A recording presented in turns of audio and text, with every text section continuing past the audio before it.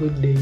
I'm Jared Daguda, 23 years old, a recent graduate in Batangas State University, Alangilan campus, with a Bachelor of Industrial Technology major in Instrumentation and Control Technology.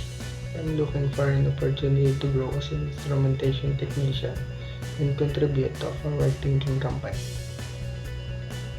My skills include calibration, installation, and maintenance.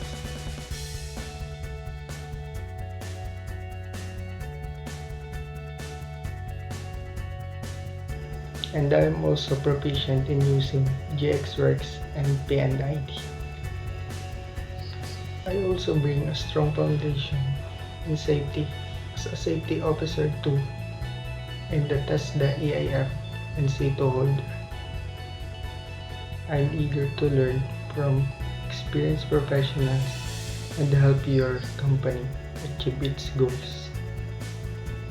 Feel free to connect with my number and my Gmail.